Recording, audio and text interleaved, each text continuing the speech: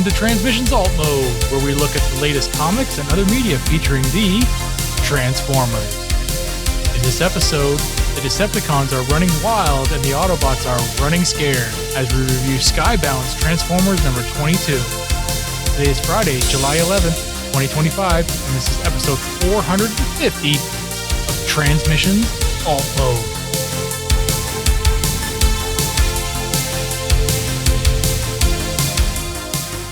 Welcome to Transmissions Alt Mode, the podcast that's happy to see humans that actually know good robots from bad robots. I'm your host, Charles, aka Big C, and I'm joined by the excellent Transmissions team. Jeremy, aka Yakko. Hey, how's it going? And Daryl, the Cybertronian Beast. Hi. Let's talk Transformers.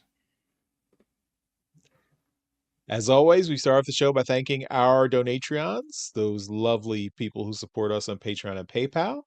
Thank you all so much for continuing to contribute and keep this show going. We really appreciate it.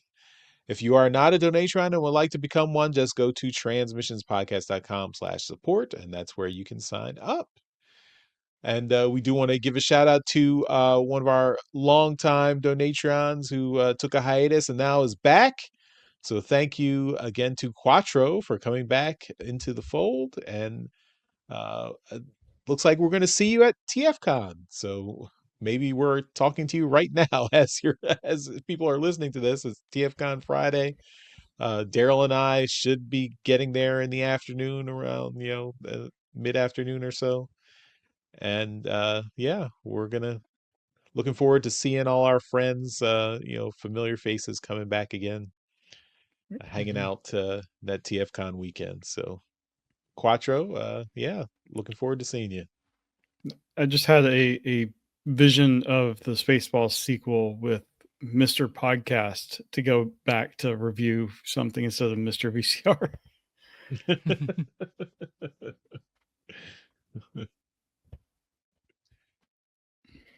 All right, and of course, you get some perks for being a Donatron. That includes bonus episodes like our show We Like Big Bots. That's all the bonus episodes of that. You can look at all 14 episodes on our Patreon page. We've got our Transformers Live Play RPG podcast, Empire of Rust, and episode 139, Steve Buscemi's Guide to Little Icon, and that's available right now at transmissionspodcast.com/rust. You can get the bonus uncut versions of the Empire of Rust episodes from our Patreon page. Episode 140 will be out next week, so they come a week earlier since Empire of Rust is on that 2-week schedule. So if you are a Donatron, you get episode 140 early just this Monday, and you'll get to listen to it before everyone else. You can also pick up a copy of our Transformers #1 Skybound commissioned cover that we got with artwork by EJ Sue. So, you can get a Transmissions exclusive version of Transformers #1 right now at our website, transmissionspodcast.com/comic. And lastly, of course, you can use our Toy Hacks code. Use that code SUMMERBOTS throughout the month of July to save 15% off all your purchases at toyhacks.com. Again, that code is SUMMERBOTS, all one word. Okay, let's get into the show. We're going to start off with some comics news.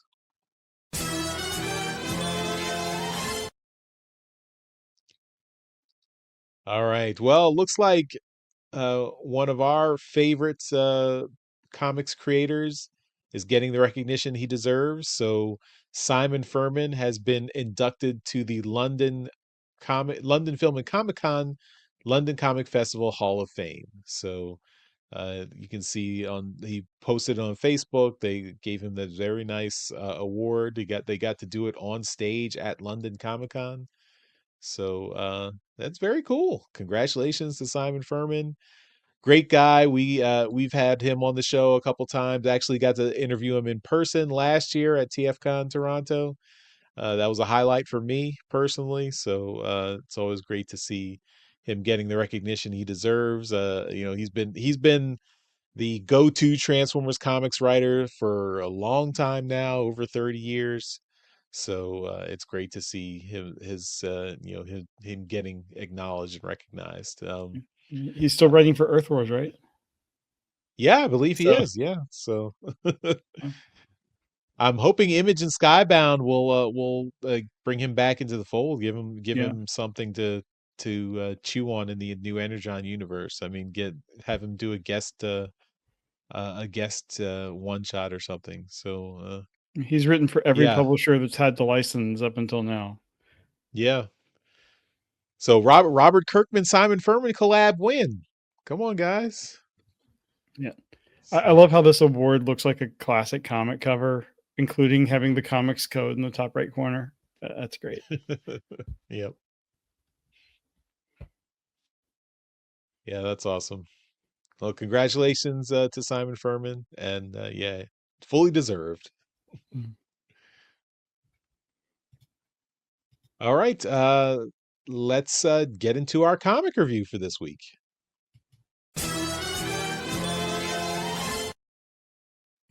Right, we're going to be reviewing Transformers number 22 today. It's written by Daniel Warren Johnson, art by Jorge Corona, colors by Mike Spicer, letters by Russ Wooten, and editor is Ben Abernathy.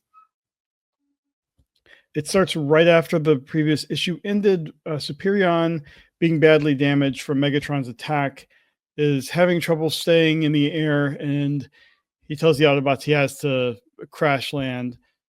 They end up in a forest, and Wheeljack says that they need to keep moving, but Optimus is too badly damaged. Suddenly, they hear a voice saying, "They're over here!" And a bunch of trucks, some of them car carriers, pull up. Wheeljack immediately goes on the defensive and says that they're friendly, they aren't going to help anybody. But Spike recognizes that his doctor from the hospital, Dr. Leo, coming out of one of the trucks. The doctor says that he remembered what the Autobots did for his patients while they were being attacked. They saw a need for help and they just jumped in without being asked. And the doctor and the other civilians with them are doing the same. And they're here because the Autobots are the ones that need help now, and they're going to return their good deed. On Cybertron, Elita 1 shows Cliffjumper and Shredhead the portal that brought them to Cybertron. Elita says that they've managed to repair it, but it's a one-way trip and only for one bot. There's not enough energon for more than that. Elita says that Cliffjumper is going to be the one to go. He clearly wants to help Optimus more than her cause on Cybertron. Shredhead is to stay on Cybertron, where they're going to be a powerful warrior that the Autobots haven't seen in a long time. She leaves the two of them to say their goodbye. Shredhead is at a loss for words, but Cliff says that they'll see each other again and to say hello to Carly for him. Then Cliffjumper drops down, and with a sunset flip worthy of an intergalactic champion, he launches Shredhead through the portal, which explodes immediately after the bot disappears. Elita is enraged and orders Bluestreak to put the traitorous Cliffjumper in chains. On Earth, Optimus awakens, not knowing where he is. It turns out he's on the back of a car carrier that also contains RC and Jazz and their alt modes. Another car carrier contains some of the other Autobots. Optimus tries to get up, but he's very weak. But he's afraid that wherever they are is going to be a target for the Decepticons.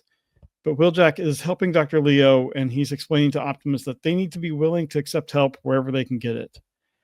Dr. Leo has some tents out of the way that are big enough for the Autobots. And Optimus again tries to decline the offer for help, but Dr. Leo is insistent that he be allowed to do his job that's trying to save lives, even if they're not human. He does have some bad news, though, and he opens a tent to reveal something that the Coast Guard recently found. Ratchet's corpse is laying inside, and Optimus immediately apologizes to his dead friend for failing him. And then he collapses on the floor as a flare-up from the Matrix hits him. And with his chest panels being as damaged as they are, the Matrix just falls out onto the ground.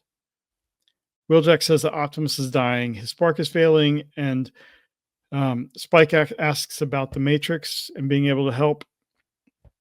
But Wheeljack says that the Matrix hasn't charged since Sparky walked into it. The poison from Megatron's arm has spread to Optimus's entire body, and Wheeljack thinks that that's what was preventing Optimus from connecting with the Matrix's power. Optimus begs Wheeljack to have one of the Autobots step up and lead the team. Jazz says that they can't go through this again, but Spike has an idea and he trusts that it's going to work. He sticks his left hand into the blue glowing center of the matrix and then reaches out and touches Optimus's hand. Both Spike and Optimus's eyes glow that same blue, and the next thing Optimus sees is the Hall of Primes, with 6 of the 13 primes immediately before him. On Earth, Soundwave has tracked to a place where Optimus has been, but hasn't been for a while. Megatron sees handprints in the dirt that can only be primes, leading to a pile of rocks. He removes some of the rocks, revealing a deer carcass, and as he realizes his thoughts about his enemy are true. Prime was here, and he realizes that Prime must have accidentally killed this creature, but unlike Megatron, he's unable to make the hard choices because he chose to bury and honor such an insignificant creature. Megatron orders Soundwave to call off the search, and he throws the carcass against a tree, and he tells Soundwave that he's not so cruel, that he doesn't see the beauty of this world. It reminds him of how Cybertron used to be. He only ever wanted to return Cybertron to that state, but it requires a sacrifice, one that Prime seems unable to make. Megatron blames Prime for their home planet's destruction. Then he tells Soundwave how he was tested before the war and found worthy of a gift, and now he's going to use that gift to make Optimus learn a final lesson, that all hope leads to ruin. In the Pacific Ocean and on the West Coast, the armed forces have amassed a great number of forces. They begin their attack with their jets, but Starscream owns the air and takes out all of their jets and helicopters with glee. He also uses Megatron's tank gun form to take out entire aircraft carriers with one shot. Bruticus and Devastator's disagreements from earlier have now become a contest to see who can amass the most kills as they take out tanks and other vehicles. In the military base that Ultra Magnus and Carly were taken to, General Flag is interrogating Carly himself. She says she doesn't know anything about the other Cybertronians other than they have good people and bad people. They need fuel and they can be killed just like us. She has to leave, but he turns on a TV to reveal what's been going on outside. She was unaware of any of it. Flag tells her that she needs to choose a side and asks her to help protect their country. But she counters, protecting it like bombing Orca's island? And then she rolls her eyes at the general. Doc is watching Ultra Magnus get tortured and finally can't take it anymore. He's chosen his own side, and he turns around in his chair, pointing a gun at the other soldier in the room. Doc says he's not going to hurt anyone, but he does have to help someone, and he hits a button that frees Ultra Magnus. Magnus rips himself from the walls, and in his escape, he grabs both Doc and Carly. Once they get to a safe distance, Doc tells them to stop and leave him where he is. He has to face the consequences of what he did. And before they leave, Magnus asks why Doc saved him. And Doc tells him that he was in the same place as Magnus was. He was captured and tortured. And Magnus asks how he deals with it. How can he stand and live? And Doc says that he has people that need him, and that keeps him going. And then Doc asks Magnus if he has anyone like that. Magnus, looking at the sunset, says he does as he transforms and rolls out. Dr. Leo watches over Spike, noting that he's stable and breathing, but his hand won't come out of the matrix. And Spike and Optimus are both unconscious in some kind of coma. Wheeljack has no idea what's going on either, and the matrix has always been a mystery to everyone. Then he asks the doctor where they're going, as it's shown that they're on the back of one of the car carriers, heading inland towards Chicago, where the military and maybe humanity is making their last stand. To be continued. So I really enjoyed this book. This was, it felt longer than it was when I was reading it. It just, like, I was like, surely I'm at the end of the story when it was the Megatron scene, and there was still a lot of comic left. So this was just very enjoyable. I loved seeing the parallels with like Megatron talking about making the hard choices, Carly being told she has to make a choice. I guess Cliffjumper also made a hard choice, Doc making a hard choice. I loved kind of the parallels throughout the book, and the return to the deer from the very beginning of the book, where Prime everyone got so much praise on the book for the way that Prime was characterized dealing with the deer. And now we see the counter to that with Megatron just tossing it to the side. Just, it is beneath him completely. So the writing in this issue is just excellent. I do wonder if they were a little rushed because it goes right into that, the army fighting the Decepticons. I'm wondering if originally there was planned to be more setup for that. It does kind of seem abrupt. We're going right there, but you see the Decepticons, particularly Starscream, just having the time of their lives. Just the human armies do nothing to them, and I think this has been one of my favorite issues of this run in a while. So the Decepticons are still just kind of running roughshod, apparently over the entire continent. But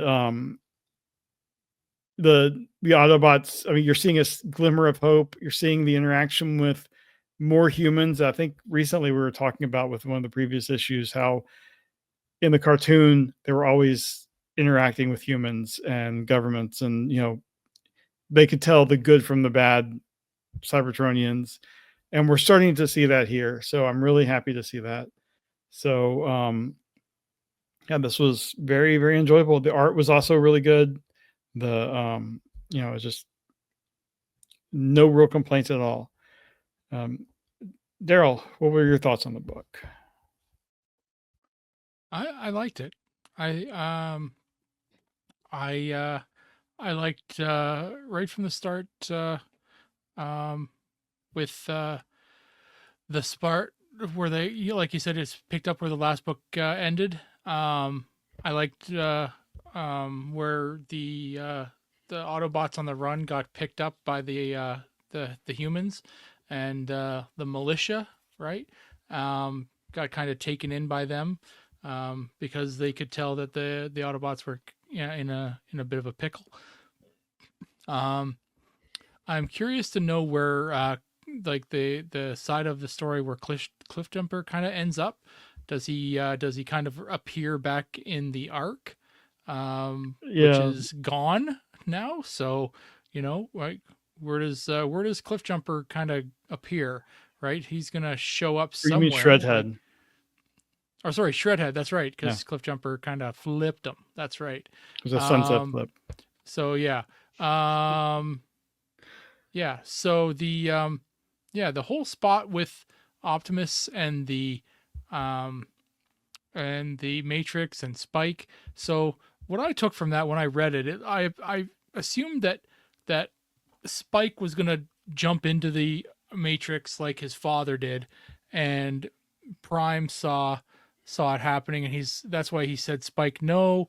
He went to grab him to prevent him from doing that. That's when he kind of grabbed his hand and they kind of like linked.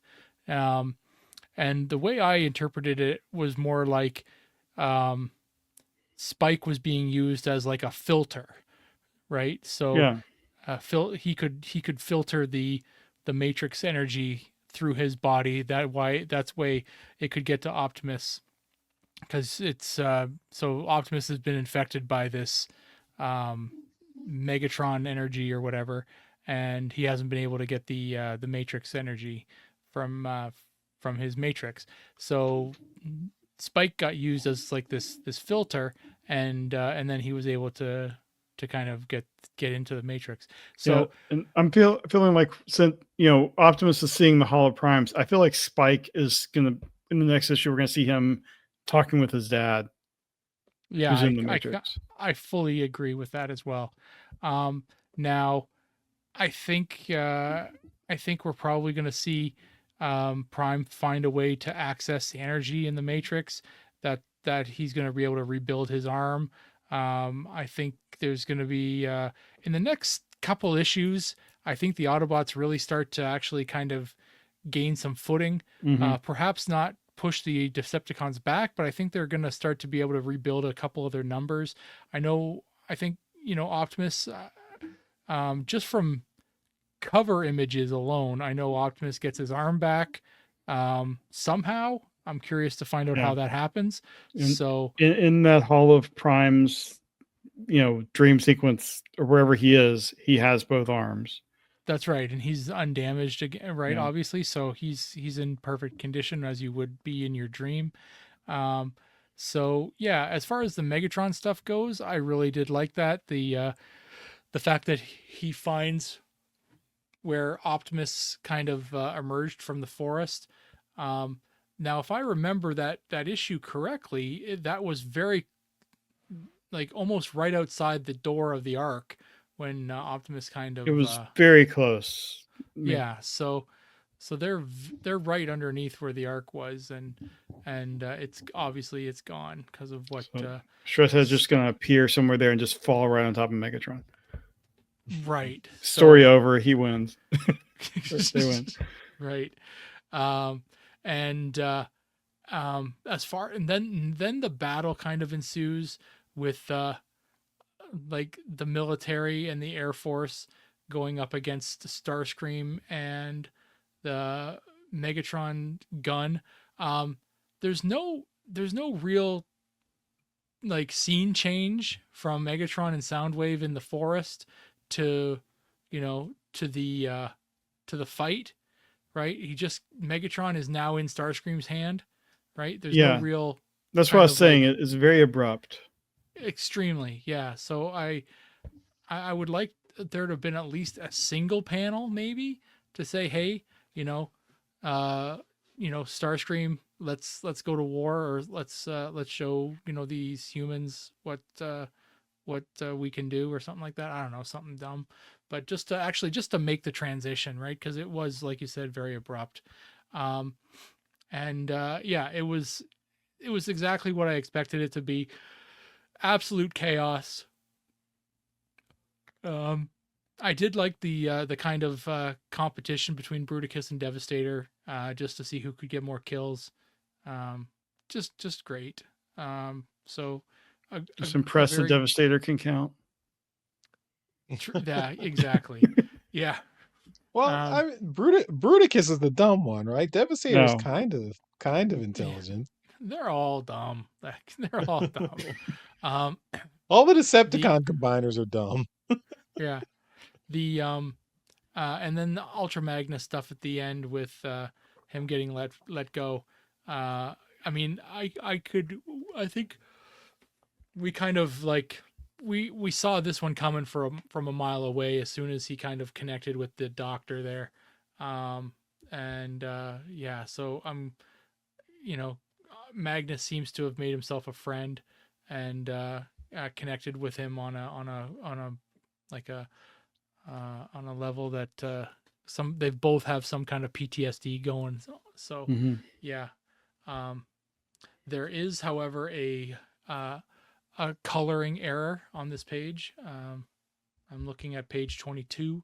The image of Magnus kneeling, part of his chest piece is colored red when it should be blue. I just noticed that there while I'm looking at it.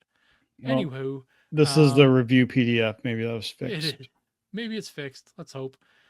Either way, whatever. I liked the book. It was good. Yeah.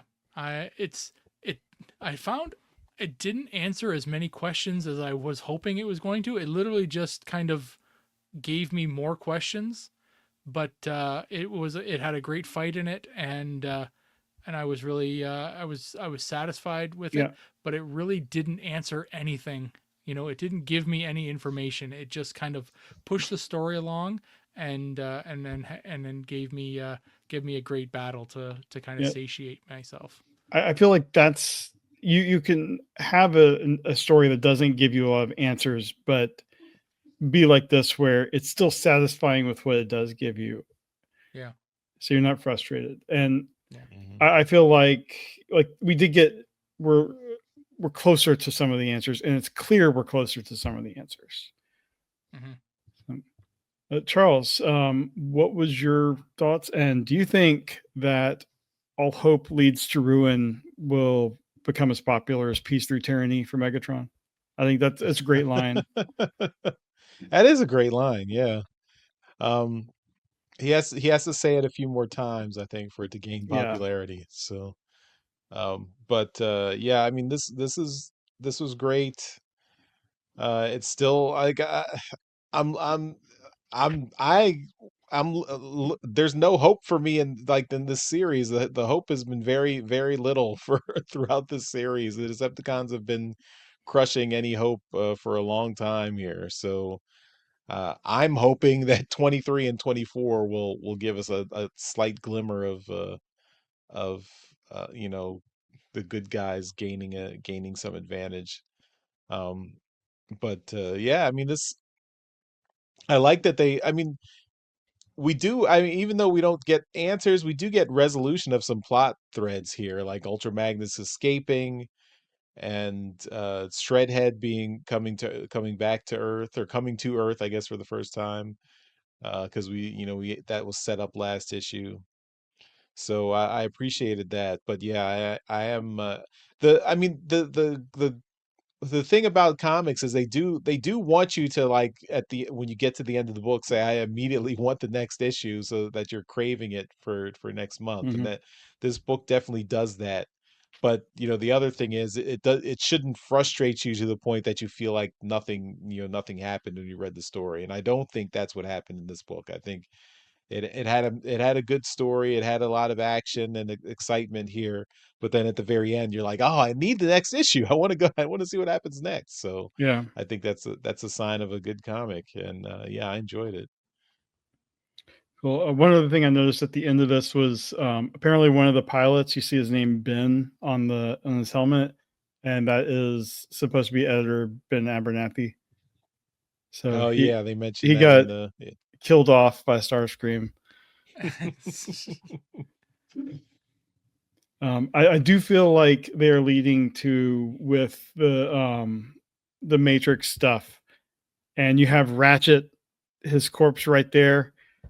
Clearly, they're leading to Optimus being able to unlock the Matrix and restore, at least all of the Autobots there in his vicinity. So, looking forward to lots of dead characters coming back and lighting our darkest hour. But yeah, this has been enjoyable. Now I'm looking forward to. We got 3 more of the Daniel Warren Johnson run, so I'm sure we're going to end on a high note. only 2 more. It's only 2 Oh, more. 25 is 23. the first Kirkman one. So yeah. Yeah, Oh wow, yeah. 2 more. I can't count. you you got to go get Yeah. Bruticus to help you. I do find it funny that he's making his last stand in Chicago, where that's where Daniel Warren Johnson is from. Mm-hmm. So Dark of the Moon, the big battle was. So Chicago's not That a good. that Yeah, that actually struck me as, because I mean, that you're giving up a lot of territory between I know. Seattle and Chicago. It's like you're letting the Decepticons completely ravage the western half of the United States. That's There's lots of big cities between you know Seattle and Chicago, yeah. There's but nothing. I mean, from my standpoint, I don't think there's anything there. anyway. All right. Well, that's our review of Transformers number 22. Let's move on to some media news.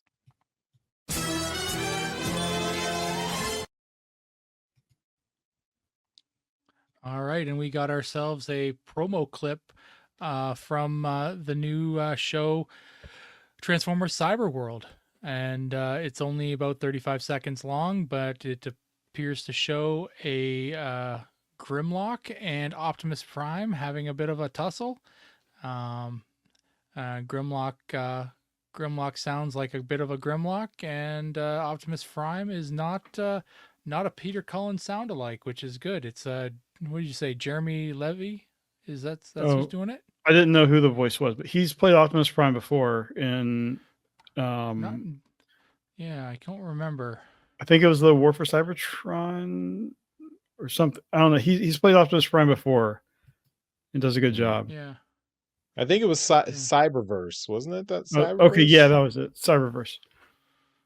Just trying to find here the. I don't think we have the voice actor for Yeah, I don't know Cyberworld if yet. they've announced it, and we talked about this before the show. I'm not sure if this clip was from an official source because it's not a Hasbro YouTube channel. Right. Mm-hmm. But I do think the voices were pretty good. They were good. Okay. Yeah, but animation's decent. It's decent. It's yeah, it's not as childish as Wild Wild King, but it's definitely still aimed at kids. So there should be a yeah. So according to Google, the 36 episode animated series will be released on the Transformers YouTube channel on July the 12th. So, yeah, get ready. That's It'll be out in soon. yeah, that's tomorrow. So, yeah. All right. Let's finish up the show with some feedback.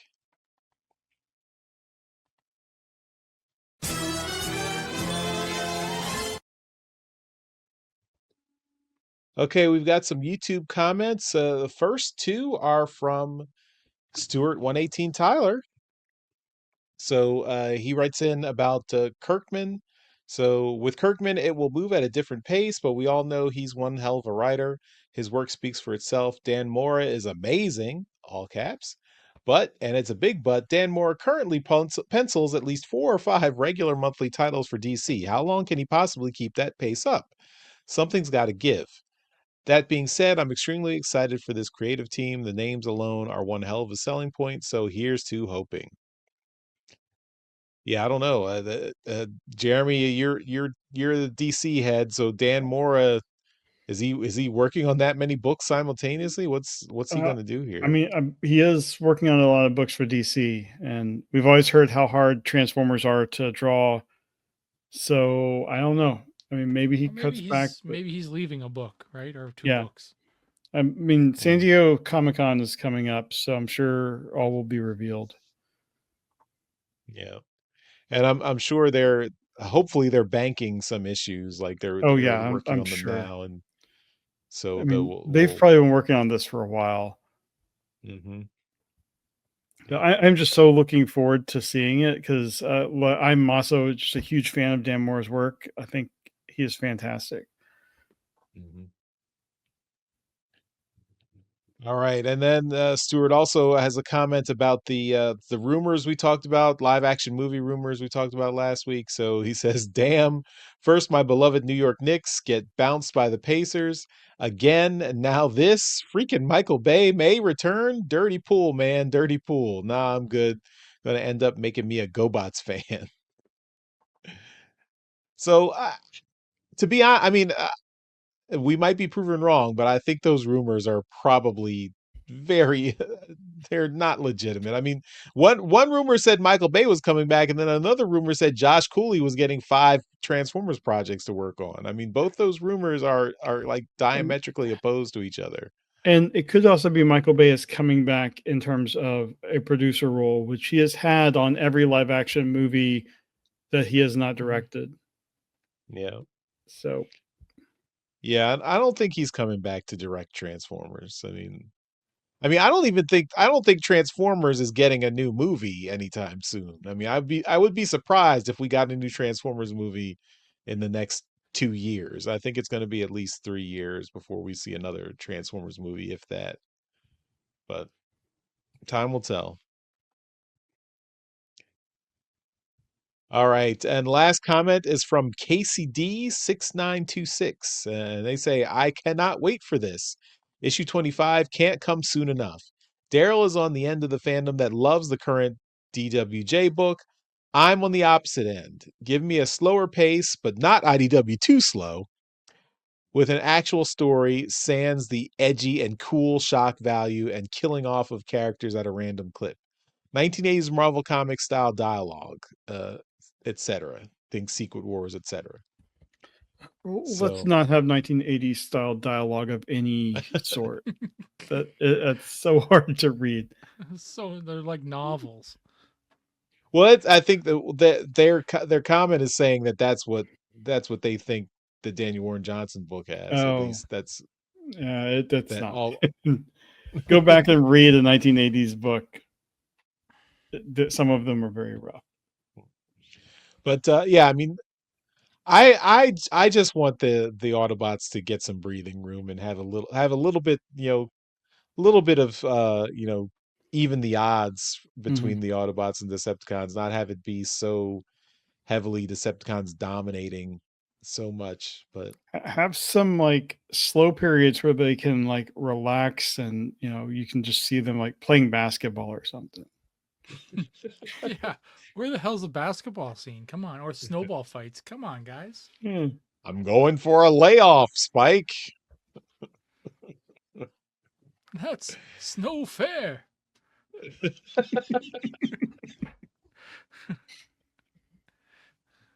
But yeah, I mean, so I think, I mean, I still like, I think we got to strike that balance of having exciting things happen in every issue, but not make it so breakneck pace. So if that is achieved, then that'll be cool. But Yeah. I mean, if nothing else, this has been the kickstart that the franchise needed in comics, the DWJ run. It's won Eisner's. It got so much press, so much sales. So it would make sense to slow down a little bit. But you've got all this momentum built up. So that's great. Yep. All right. Well, that's all our feedback for this week. And that takes us to the end of this episode of Transmissions Alt Mode. So, as always, at the end of every episode, we give a shout out to our masterpiece donatrons. These are the folks who continue to support the podcast at our highest level on Patreon. That's why they get a mention in every episode. So thank you once again to John Forks, Good, and Steve C. You guys are awesome. And thank you to everyone else out there for watching and listening. Hopefully we will see some of you at TFCon Toronto this weekend. Daryl and I will be there, and Dr. Pants will be there as well. So come say hi to us. We will be doing the podcast panel. Steve C will be there. That's right. And Quattro and DJ Ronan and lots of other folks. Yeah. No, I won't be there. Yeah. Sad. But we will be doing our podcast panel to close out the show 4:30 Sunday afternoon. So if you are still around, come hang out with us. We will hopefully be live streaming it. So I think we did that. We were able to do that last year. We'll do it again. And yeah, we're going to have fun. So taking a bunch of people to see Superman tonight. Yes, that's right. That's good. Jeremy's already seen it, but we have not. Fantastic. So. Oh man, it's so good. Like the killing of the dog. That was bad. Don't kill the dog. Oh no, the James Gunn, noted dog lover, would never do that. Yeah. He's not going to bring in the dog just to kill it. All right, everyone. Enjoy. Hopefully you're having fun this weekend, even if you're not at TFCon, but we will see you next time. Bye-bye. Bye. Later. Thank you for listening to this episode of Transmissions. If you'd like to join the conversation, travel to our Discord channel at transmissionspodcast.com/Discord. Want some cool transmission swag? Feast your eyes on our transmissions gear at transmissionspodcast.com/shop. If you'd like to support our podcast, go to transmissionspodcast.com/support or tell your friends about our show. We'll see you next time.